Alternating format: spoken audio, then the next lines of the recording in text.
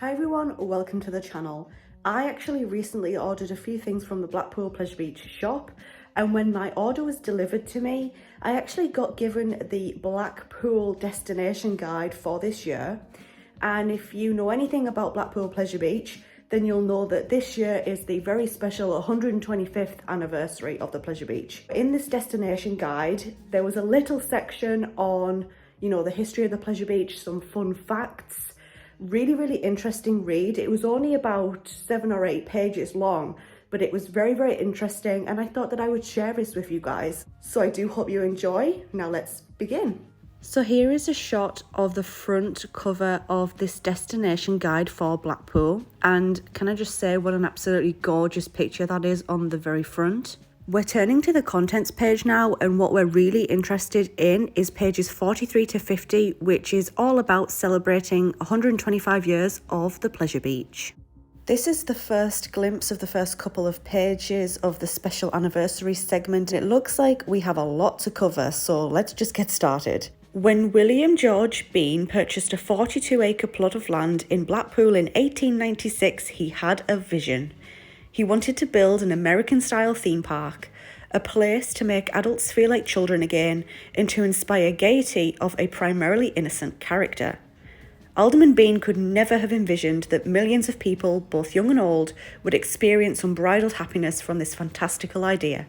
Even less that in 2021, his creation would celebrate its 125th birthday and still be bringing excitement into the lives of every person stepping through the gates to the magical wonderland that is Blackpool Pleasure Beach.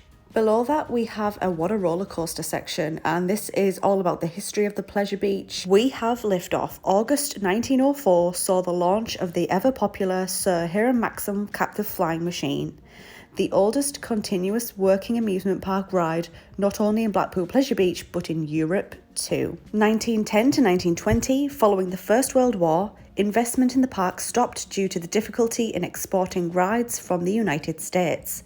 Despite this, profits soared and the company was one of the most prolific employers in the northwest of England. The 1920s saw a period of great development with the opening of Noah's Ark and the Virginia Reel. This was followed on the 23rd of August 1923 by the classic Big Dipper wooden roller coaster, offering holidaymakers a fast and modern ride like no other in the park. It is still in operation today. In the 1930s, Leonard Thompson succeeded his father-in-law to become managing director of Blackpool Pleasure Beach and took over running of the park. This decade saw the introduction of many new rides, including the roller coaster, the Pleasure Beach Express, and the world-famous twin-tracked coaster, the Grand National. Moving on to 1940 and 1950 now, the Second World War put a temporary halt to progress at Blackpool Pleasure Beach. However, during these challenging times, the park remained open, enabling thousands of evacuees, service personnel and the British public to escape the reality of war. I still to this day find it so incredibly interesting that the Pleasure Beach remained open throughout the Second World War. 1950 to 60. In this decade, the park started a return to prominence with the opening of the highly regarded Wild Mouse wooden roller coaster in 1958, followed by the Derby Racer in 1959. This carousel has 56 horses, each one hand-carved at Blackpool Pleasure Beach. Next up, we have a section on the famous icon of the Pleasure Beach, Mr. Funshine. The cheery face of Mr. Funshine was the official logo of Blackpool Pleasure Beach for more than 70 years. Despite being retired in 2006, his big beaming yellow face is still hugely popular with visitors to the park and is still to be found brightening up souvenirs and merchandise. The logo was designed by Tom Purvis, a British graphic designer and illustrator whose Art Deco design work covered many aspects of the Pleasure Beach, including posters, programme covers and postcards. A selection of his trademark red and black drawings from the 1930s are now displayed as artwork in the new Seafront Boulevard Hotel. Tom Purvis was born in Bristol in 1888, the son of a sailor and marine artist. After leaving school, he attended Camberwell College of Art in London for more than 3 years, studying under influential painter and printmaker Walter Sickert and French artist Edgar Degas. Purvis was widely known as one of the most important English poster artists of his day, recognisable for his simplified, symbolic, two-dimensional and colourful style of printing. He's probably best known for his work with international contemporary artist Austen Reid and the London North Eastern Railway, for whom he produced more than 100 posters from 1923 to 1945. But here in Blackpool, he will always be fondly remembered for bringing Mr. Funshine to the resort. Moving on to the next pages now. And up at the very top here it says, building Blackpool Pleasure Beach into a world-renowned amusement park has been a long and honourable family tradition. Managing Director Amanda Thompson OBE has followed in the footsteps of her father, grandfather and great-grandfather, and to this day Blackpool Pleasure Beach is very much a family affair. Amanda's mother, brother and sister are all actively involved. Deputy Managing Director Nick Thompson is involved in bringing new and exciting concepts to the park. Amanda Thompson OBE is also a renowned producer and director of spectacular live entertainment and has been the recipient of the prestigious Michael Elliott Director of the Year Award. Her productions include Mystique, Eclipse, Forbidden and the world-famous Hot Ice Show, returning to the Pleasure Beach Arena for 2021 with Euphoria.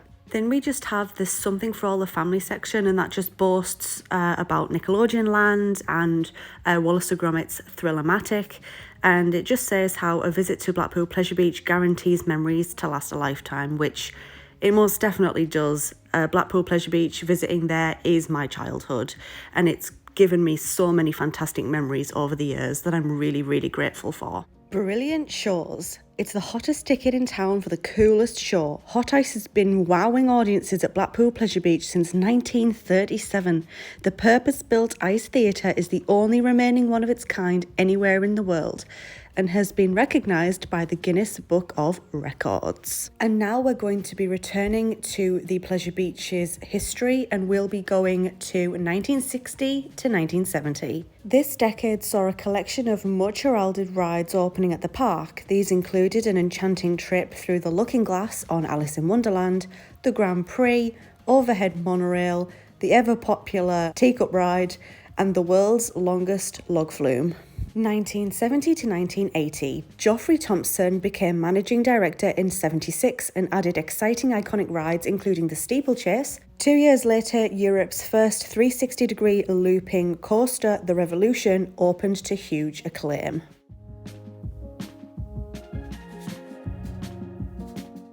In 1988, the year the British bobsleigh team were competing in the Winter Olympics, a dazzling new ride, the Avalanche, opened and carried over 1 million passengers during the first year.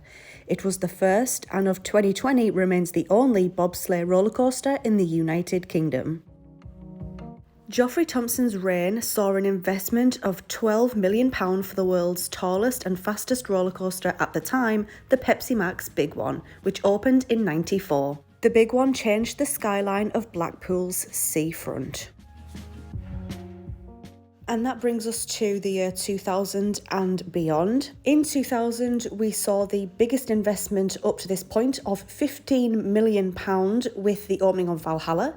The Big Blue Hotel opened in 2003, offering luxury accommodation. The 157-bedroomed hotel has now established itself as one of the most popular hotels in Blackpool. In 2004, Amanda Thompson OBE became managing director and invested £5 million in the park with retheming and refurbishments. £8 million was invested in 2007 with the opening of Infusion, the world's first coaster suspended entirely over water. 2011 saw a 6-acre area of the park be transformed into Nickelodeon Land. The Red Arrows Skyforce opened in 2015, allowing riders to take a 360-degree spin in the sky.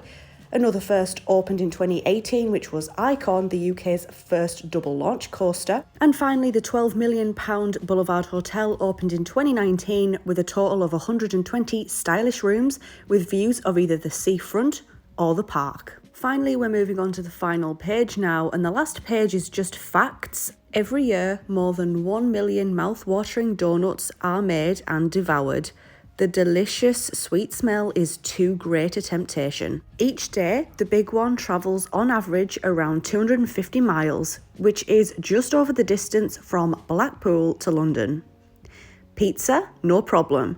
More than 70,000 are made every year. Rock around the clock, visitors enjoy over 200,000 sticks of this popular boiled sugar confectionery. The Pleasure Beach maintenance team uses more than 170,000 screws, 12,000 litres of paint, and over 1 million white lights every year. If laid end to end, all the hot dogs that are eaten at the Pleasure Beach would go around the Big One track 23 times. Stretching over an impressive 6 acres, Nickelodeon land covers the same area as 27 centre courts at Wimbledon. So that's it for the anniversary special in this year's Blackpool destination guide. I do hope you found this interesting. I know I did. If you did, leave it a thumbs up. If you're new here, go ahead and click on that subscribe button. Thank you so much for watching, and I very much hope to see you in my next video. Bye guys.